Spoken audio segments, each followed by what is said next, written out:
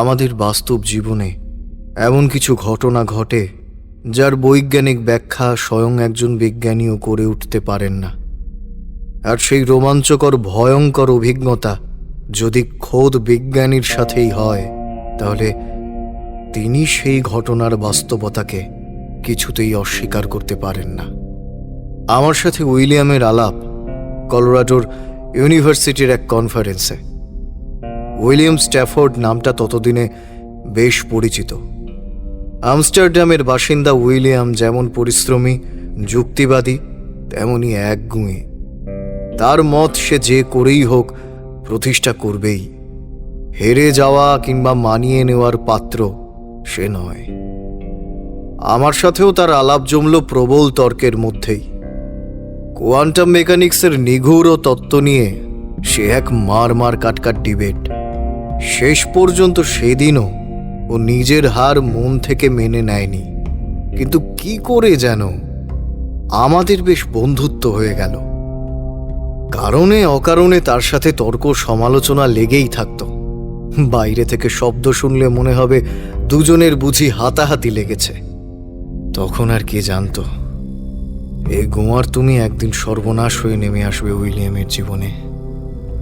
উইলিয়ামের নেশা ছিল অভিযান। পৃথিবীর অজানা সমস্ত রহস্য সমাধানে বিজ্ঞানের আলোতে যুক্তির আতশ কাছে ফেলে দেখা প্রকৃতির প্রতিটা পদক্ষেপ। আর সেজন্য সে অন্যরকম কোনো খবর পেলেই বেরিয়ে পড়ার জন্য ছটপট করত। তা সে বিশ্বের যে কোনো প্রান্তে, যতই দুর্গম কোনো জায়গা হোক না কেন, স্পন্সরশিপ জুটিয়ে ঠিক একটা টিম বানিয়ে ফেলত আর বেরিয়ে পড়ত রহস্য সমাধানে। আমার সাথে আলাপ হওয়ার পর তিব্বত, তারপর সেখান থেকে সোজা পেরুতে দুটো অভিযানে গেছিল সে। দুরন্ত সব অভিজ্ঞতা আমায় বলতো, শুনতাম। বলেছিলাম আমাদের দেশেও রহস্য কম নয়, চলো একবার আমার সাথে। বলেছিল, সাহা তুমি স্থবির লোক, বিদেশে থেকে নিজের দেশে ফিরতেই পারলে না তুমি, তো তুমি যাবে এক্সপিডিশনে। সে আমি রাজি আছি, তুমি শুধু ডেট বলো। কিন্তু সেই উইলি যে এভাবে হারিয়ে যাবে। মাস 6 আগে একটা খবর নিয়ে খুব হইচই। মৃত্যুদ্বীপ, উগান্ডার রিচিওড নামের এক জঙ্গল ঘেরা দ্বীপ, সেটা নাকি অভিশপ্ত। স্থানীয় লোকজন ও মিডিয়ার খবর সেখানে নাকি অপদেবতার বাস। কারণ 7 জন সেই দ্বীপে গিয়ে ফেরেনি। উইলির কানে এ সংবাদ গেলে সে যে বসে থাকবে না সে আমি জানতাম। আর হলোও ঠিক তাই। সেদিন রাতেই ফোন, শাহ চললাম উগান্ডা আগামী সপ্তাহে। আমি আর কি বলি, সে তো আর কোনো কথা শুনবে না। শুধু বললাম, কল্লা করতে পারো, রোজ টেক্সট করে তোমার কুশল সংবাদটা অন্তত দিও। আর বাকি সাবধানতা সে তুমি অভিজ্ঞ লোক। সে খুব হাসল। আরে শাহ, তুমি না সেই বিড়ালই রয়ে গেলে, তোমায় আমি বাগ করতে পারলাম না। উইলির সঙ্গী ছিল আমাদের আর 2 সহকর্মী, ডেভিড আর রিচার্ড। যদিও ওদের একজন অ্যাস্ট্রোফিজিক্স আর অন্যজন অ্যাটমিক ফিজিক্স নিয়ে গবেষণারত, কিন্তু কম বয়সের তাজা রক্ত আর উইলির চূড়ান্ত এনার্জি ওদের ভিড়িয়ে দিয়েছে বারবার দুঃসাহসিক অভিযানে। এইবারও তাই তার ব্যতিক্রম হলো না। উইলি এবার সাথে নিল সেনাধ্যক্ষ স্টিফেন ওয়ালস, আর তার পরামর্শেই দল গঠন করল। কিন্তু সশস্ত্র লোকজন কেন হঠাৎ? আগে তো কখনো এমন কোনো প্রয়োজন পড়েনি।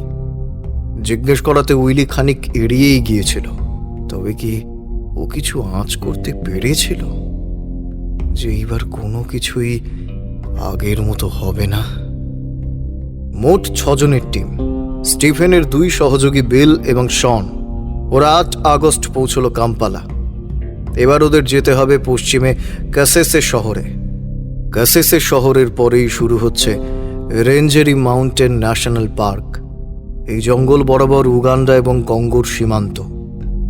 জঙ্গলের দক্ষিণে লেক এডওয়ার্ড আর এই হ্রদের মধ্যেই সেই অভিশপ্ত দ্বীপ রিচিয়ার্ড। উগান্ডার সরকারের সাথে এমবাসির সূত্রে প্রাথমিক কথা বলেই রেখেছিল উইলি। ওরাও খুব একটা আগ্রহী ছিলেন না এই অভিযানে, বিশেষত স্থানীয় কোনো গাইড সেই দ্বীপে যেতে রাজি নয়। উইলি এসব ক্ষেত্রে তার উচ্চবিত্তের প্রভাব খাটাতে খুব ভালোই জানে 14 পুরুষের রেখে যাওয়া অর্থ সেইভাবেই বিলোতে চায়। ওখানে পৌঁছে তখন ওরা স্টিমারের ক্যাপ্টেন খুঁজে বেড়াচ্ছে। স্থানীয় ক্যালামান উপজাতির সকলেই দ্বীপের নাম শোনা মাত্রই কেমন যেন ফ্যাকাশে হয়ে যাচ্ছে। কেউ এক বর্ণ কথা বলতেও রাজি নয়। উইলি ভেবেছিল কাসেসে থেকেই একটা স্টিমার নিয়ে জর্জিয়া লেকের খাঁড়ি ধরে কাতুঙ্গুরু শহর হয়ে ঢুকবে এডওয়ার্ড লেকে। কিন্তু যে কটা স্টিমার মালিক রাজি হলো তারা কেউই রিচিয়ার্ড যাবে না।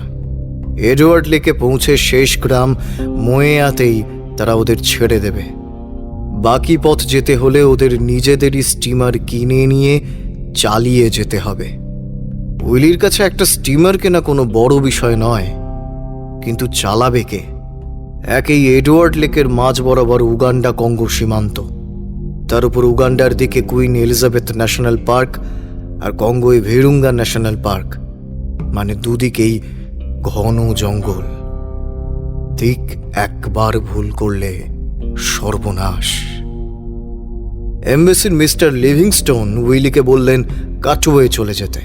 সেখানে গ্রিন হাউস ফিশ সেন্টারে রবিন বলে একজন আছে যে এডওয়ার্ড লেকের আনাচ কানাচ চেনে হাতের তালুর মতো, আর তার এসব কুসংস্কারও নেই। এবং সবচেয়ে বড় কথা, তার নিজের স্টিমার আছে। ব্যাস, উইলিকে আর পায় কে? 10 আগস্ট দুপুরবেলা ওরা পৌঁছলো কাটওয়ে। কাটওয়ে আসলে একটা নোনা জলের হ্রদ। হ্রদের ধারেই হিপ্পো হিল লজে উঠল ওরা। বিকেল হতে না হতেই উইলি পৌঁছে গেল গ্রিন হাউস ফিশ সেন্টারে। একটা উস্কো খুস্কো আষ্টে গন্ধওয়ালা লোক ছেঁড়া স্যান্ডোর ওপর একটা ঝকমকে চেক জামা পরে একটা গাছের গুঁড়ির ওপর বসে আছে। হাতে একটা বিয়ারের বোতল, সামনে দুটো খালি শিশি গড়াগড়ি খাচ্ছে। সামনের বিস্তীর্ণ এডওয়ার্ড লেক থেকে ছুঁয়ে যাচ্ছে মাতাল করা দক্ষিণা বাতাস। বোধহয় মেজাজটা বেশ খোশ ছিল রবিনের। উইলি যখন 25,000 সিলিং তার সামনে রাখে তখন সে শুধু একটা কথাই বলেছিল, আমি স্টিমারেই থাকব। আর স্টিমার ডাঙা থেকে অন্তত 20 মিটার দূরে থাকবে। ছোট ডিঙি আছে, নামিয়ে দেব, তোমরা সেটা করে ডাঙায় যাবে। উইলি তো তখন হাতে চাঁদ পেয়েছে। তার একবারও খেয়াল হয় না কুসংস্কারহীন রবিনও কেন নামতে চাইল না দ্বীপে। হায় রে অদৃষ্ট। পরদিন 11 আগস্ট সকালে ব্রেকফাস্ট করেই ওরা বেরিয়ে পড়ে। এলিজাবেথ ন্যাশনাল পার্কের গা ঘেঁষে চলতে থাকে স্টিমার। ডেভিড, রিচার্ড, বিল, শন মুগ্ধ হয়ে চেয়ে থাকে জঙ্গলের দিকে। মাঠ জুড়ে হাতির দল, হরিণের পাল ছুটে বেড়াচ্ছে তীর বেগে। শুকনো গাছের গুঁড়িতে যেন ভাত ঘুমের আয়োজন করছে পশুরাজের সংসার। এই সেই ভয়ঙ্কর সুন্দর আফ্রিকা, সেই বিস্তীর্ণ বনভূমি, বিচিত্র জীবন আর গহন রহস্যের মহাদেশ। আর কিছুক্ষণ, তারপর হয়তো তাদের সাথেও প্রত্যক্ষ সাক্ষাৎ ঘটবে অজানা কোনো রোমাঞ্চের। ডকে দাঁড়িয়ে জলের ঝাপটায় গাটা কেমন শিরশির করে ওঠে ডেভিডের। দিন ফুরিয়ে আসছে, মরা সূর্যের আলো ঝিমিয়ে আসছে লেকের পশ্চিমে। দক্ষিণে অনেক দূরে একটা সবুজ রেখা দেখা যাচ্ছে। রবিন জানায় ওটাই সেই মৃত্যুদ্বীপ। সোহাহিলি ভাষায় যাকে বলে কিসিওয়া চাকিফো। এতক্ষণ সবাই বেশ সীমাহীন আফ্রিকান সৌন্দর্যে বুঁদ হয়েছিল। বিকেলের মরা আলোয় দিগন্তহীন জলের মাঝখানে গভীর সবুজে মোড়া সেই একখণ্ড দ্বীপ ছজনের শরীরেই যেন একটা ঠান্ডা স্রোত বইয়ে দিল। দ্বীপ যত কাছে আসে বাতাসও যেন তত শিরশিরে হয়ে ওঠে। এ যেন আফ্রিকা নয়, এ হাওয়া যেন ফিসফিস করে। রবিনের নিজেরও একটা অস্বস্তি হচ্ছিল, কিন্তু সে পাত্তা দিল না। এই এক ট্রিপে সে যত সেলিং পাবে তাতে এরপর 6 মাস তার উন্মাদ যাপনে আর কোনো বাধা নেই। উইলি বুঝতে পারে সবাই একটু হলেও দমে গেছে। আসলে বিজ্ঞানী তো জানে আলোর তীব্রতার অবস্থানের পরিবর্তনের সাথে মানুষের মনের স্থিতিও খুব স্বাভাবিকভাবেই পাল্টে পাল্টে যায়। উইলি তাই পেগের আয়োজন বসায়, রোস্টেড চিকেনের সাথে সিঙ্গেল মল্ট হুইস্কি। এই শিরশিরে হাওয়ায় অজানা শিহরণের অপেক্ষায় থাকা 6টা প্রাণীর জন্য এর চেয়ে ভালো আবেশ আর কি হতে পারে। খেতে খেতে বেশ গল্পগুজব চলে।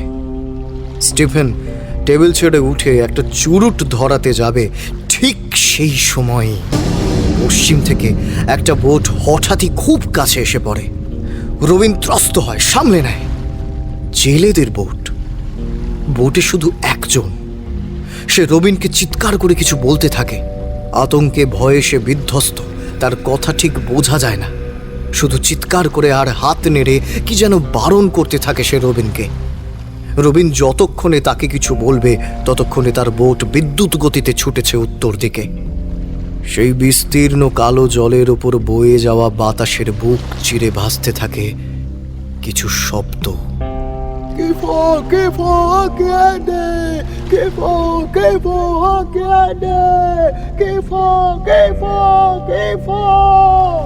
রবিন আর স্টিফেন পরস্পরের দিকে তাকায়। কিফো মানে মৃত্যু। রবিন জানায় জেলেরা কখনো একা মাছ ধরতে যায় না, আর এদিকে তো আসেই না। যে গেল সে স্যাম, তার পরিচিত। তাকে সে কখনো এত ভয় পেতে দেখেনি। এমন উদ্ভ্রান্তের মতো সে বোট চালাচ্ছে কেন? সে কি দেখেছে? তার সঙ্গীরাই বা কোথায়? আর সে যেতে বারণ করছিল কেন? মৃত্যু কার? কিসে? উইলি উঠে দাঁড়ায়। মৃত্যুদ্বীপ তখন অনেক কাছে। সূর্য ডুবে গেছে। পশ্চিমের আকাশে তখন লাল রেখা। দ্বীপের দিকে চোখ পড়তেই চমকে ওঠে উইলি। ততক্ষণে বাকিরাও উঠে এসেছে। ডকে একই সঙ্গে 7 জন। তাদের মুখে লাল আভা ছড়িয়ে পড়ছে। দ্বীপের মাঝে একটা উঁচু টিলা, অন্তত মাইল খানেক উঁচু। সেই টিলার চূড়ার ওপরের আকাশে ধোঁয়ার কুণ্ডলি ঘুরছে বৃত্তাকারে। তার রং টকটকে লাল, যেন পাতালের অন্ধকার থেকে টিলার চূড়া ফুঁড়ে রক্ত লাল আলো বেরিয়ে আসছে এই স্বপ্নের ভালোবাসার পৃথিবীতে। পশ্চিমের সূর্যের সেই নরম লালাভ রেখা যেন ম্লান করে দিচ্ছে এই আসরিক ছটা। এই আলো যেন ঠিক স্বাভাবিক নয়। 7 জন মন্ত্র আবিষ্টের মতো চেয়ে থাকে। অমুক সে টান। তবে কি এই সেই মৃত্যুর রং? জীবনের ঠিক অন্য পারে দাঁড়িয়ে যা ওদের টানছে তারই কেন্দ্রে। হাওয়ার টানে স্টিমার তখন দ্বীপ ছুঁয়ে ফেলেছে। ঘটাং করে কিছু একটায় আটকে একটা ঝাঁকুনি দিয়ে থেমে যায় স্টিমার। সবাই ছিটকে যায় এদিক ওদিক। এইবার সকলের চেতনা হয় তারা কোথায়। অন্ধকার হয়েছে, জেগে আছে শুধু সেই রক্তাভ দানবীয় আভা। সেই আলোতেই সবাই কোনো রকমে নিজেদের সামলে নেয়। বাতাসে কেমন একটা বিশ্রী গন্ধ। ডেভিড বলে, সালফার। উইলি ঘাড় নাড়ে। না, শুধু সালফার নয়, আরও কিছু রয়েছে এই হাওয়ায়। মাথা ঝিম হয়ে আছে সকলেরই। সিঙ্গেল মল্টের প্রভাব নাকি এই উৎকট গ্যাসের, সেটা বুঝতে পারে না কেউ। স্টিফেন আর রবিন নেমে আসে স্টিমার থেকে। জলে পা দিতেই মনে হয় এই জল যেন ঈষৎ উষ্ণ। ওরা দেখে পাথরে ধাক্কা লেগে স্টিমারের কিছু অংশ তুবড়ে গেছে।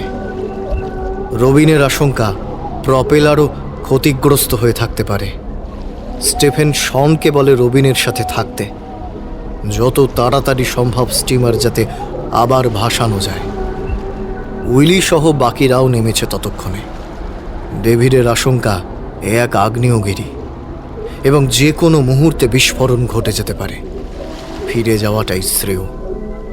উইলিও তার সাথে খানিকটা একমত হয়, কিন্তু তবু তার জিজ্ঞাসু মন না জেনে না দেখে ফিরে যেতে চায় না। রিচার্ড আর বিল আরেকটু এগিয়ে দ্বীপের মূল ভূখণ্ডে উঠেছিল। হঠাৎ তারা ওদের ডাকতে থাকে ভীষণ জোরে, যেন কিছু একটা পেয়েছে।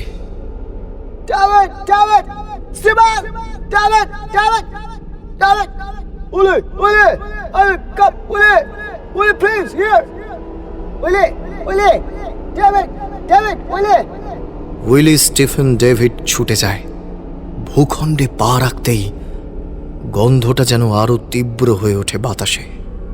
ওদের কাছে পৌঁছানোর আগেই ওরা তিনজন থমকে যায়। এ কিসের শব্দ?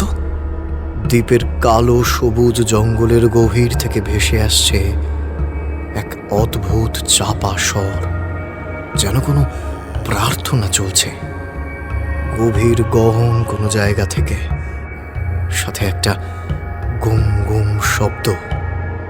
ওটা কি আফ্রিকান ড্রামস? কিন্তু এই জঙ্গলে? রিচার্ড বলে ওঠে, মাসাইরা দেবতার উপাসনা করে এইভাবে। তবে কি এখানে কোনো মন্দির আছে সত্যি সত্যি? স্বরটা যেন ধীরে ধীরে ওদের ঘিরে ফেলতে থাকে, একটা চাপা গুঙানির মতো তালে তালে চলছে, যেন ঠিক প্রার্থনার মতোই অদ্ভুত সম্মোহনী সুর, যেন জেম ধরিয়ে দিচ্ছে। অথচ কি প্রবল অমোঘ আকর্ষণে টানছে ওদের সেই অন্ধকারে। টিলার ওপরের রক্তের রঙে এবার যেন কালচে ছোপ ধরেছে। রবিন আর শন স্টিমারের কাছ থেকে দেখতে পায় ওরা পাঁচজন কেমন যেন একই তালে একই পদক্ষেপে এগিয়ে যাচ্ছে জঙ্গলের ভিতর। ওরা ডাকতে যায়, আর ঠিক সেই সময়ে কোথাও প্রচণ্ড শব্দে বাজ পড়ে। এমনই আচমকার, এত তীব্র সেই আওয়াজ, ওরা দুজনেই প্রায় ছিটকে পাথরের ওপর বসে পড়ে। পরক্ষণেই ঘাড় ঘুরিয়ে ওরা বাকিদের আর দেখতে পায় না।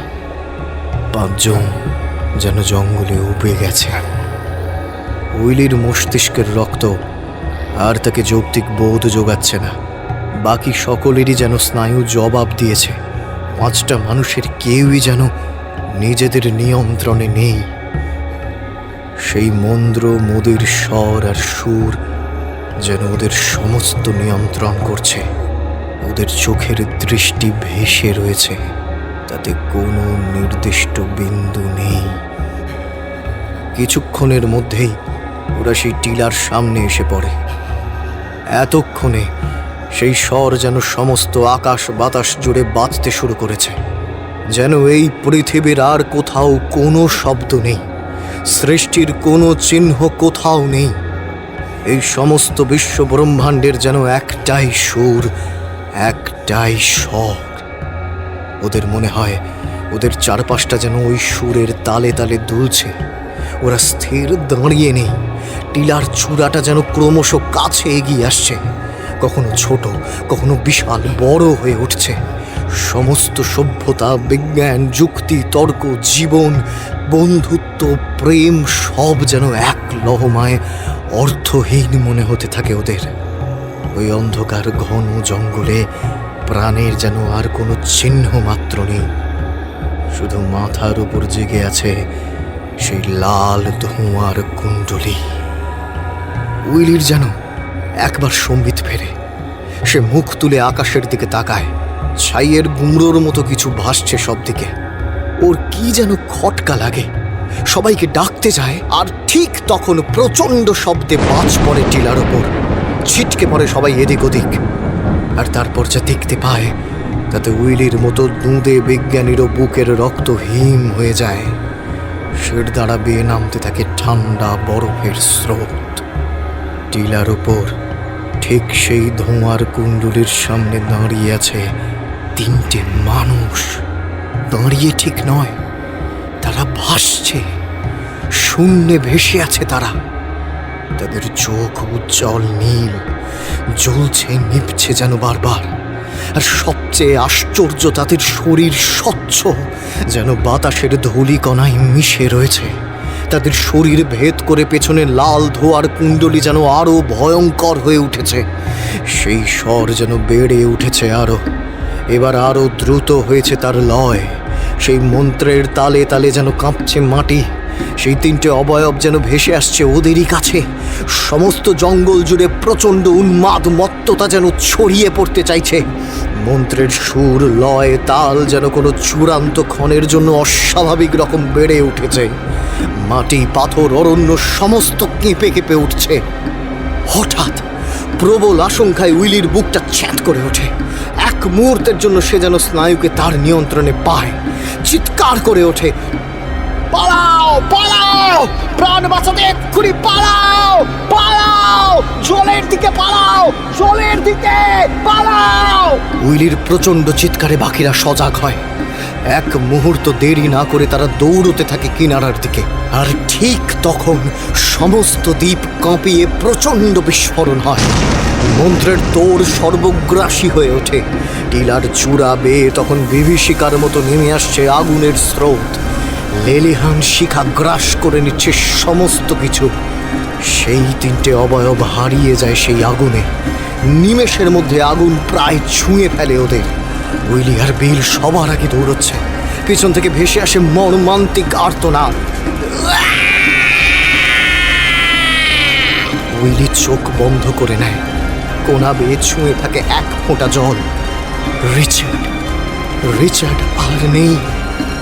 আগুন যেন অন্ধকারের সমস্ত শক্তি নিয়ে গিলে নিতে আসছে ওদের।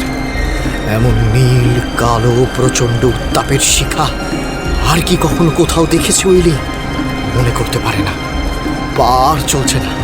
একটা পাথরে হোঁচট খেয়ে গড়িয়ে যেতে থাকে সে। গড়াতে গড়াতে পেছনে এক ঝলক দেখতে পায় ডেভিড আর স্টিফেন। আগুন ওদের স্পর্শ করা মাত্র দুজনের শরীর যেন ধুলো হয়ে মিশে গেল। শুধু কিছু ছাইয়ের কণা ভেসে রইল বাতাসে। আচমকা হ্যাঁচকা টান অনুভব করে উইলি। বিল বেঁচে আছে। সে একা হয়নি এখনো। বিল উইলিকে জড়িয়ে রুদ্ধশ্বাসে দৌড়তে থাকে। দৌড়ে ওই তো শন আর রবিনও দেখতে পায় ওদের। তারা এগিয়ে আসতে চেষ্টা করে, কিন্তু থমকে যায়। ওদের পেছনে ভয়ঙ্কর দৈত্যের মতো নেমে আসছে নীল লেলিহান শিখা। ওরা চলে এসেছে প্রায়। হঠাৎ উইলির পাটা আটকে যায় পাথরের খাঁজে। বিল প্রাণপণ চেষ্টা করে, কিন্তু পারে না, কিছুতেই পারে না। দুজনের দিকে তাকায়। নীল আলোয় দুজনের চোখ তখন চিকচিক করছে।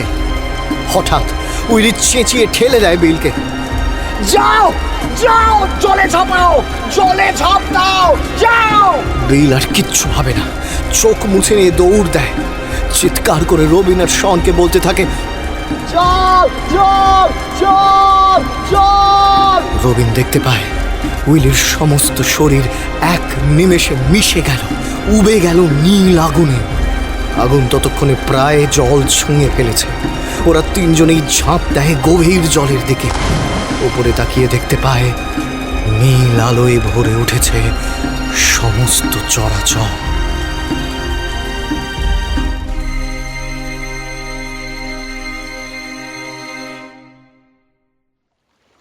পরদিন সকালে ওদের জ্ঞান ফেরে। স্টিমার থেকে বেশ খানিকটা দূরে একটা পাথরের ওপর তিনজনে বিধ্বস্ত শরীরে স্টিমার অবধি পৌঁছে দেখে স্টিমারে অনেক কিছুই পুড়ে গেছে। কালো ছোপ পড়ে গেছে স্টিমারের গায়ে, কিন্তু দ্বীপের কোথাও কোনো চিহ্ন মাত্র নেই। গাছগুলো অবধি সেই কালো সবুজ রং নিয়ে দাঁড়িয়ে রয়েছে। অথচ কাল তো এখান দিয়েই নেমেছিল আগুন। টিলার উপরেও আজ কিচ্ছু নেই। গত রাত্রের মৃত্যুর বিভীষিকা আজ কোথাও কোনো চিহ্ন নেই তার।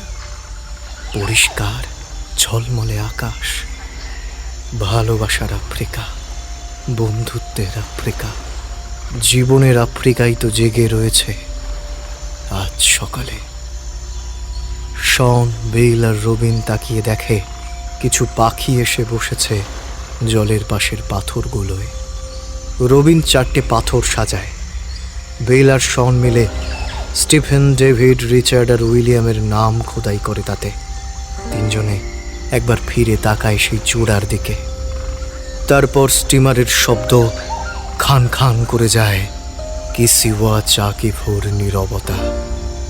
আমার বন্ধু উইলিয়াম সেদিন ফেরেনি, কিন্তু তার জন্য সেদিন মৃত্যুদ্বীপ থেকে ফিরেছিল 3 জন। বিজ্ঞানী জীবন দিয়ে কিছু উপহার রেখে যেতে পেরেছিল আগামী সভ্যতার কাছে। তাপস সাহা, 15 আগস্ট 1991।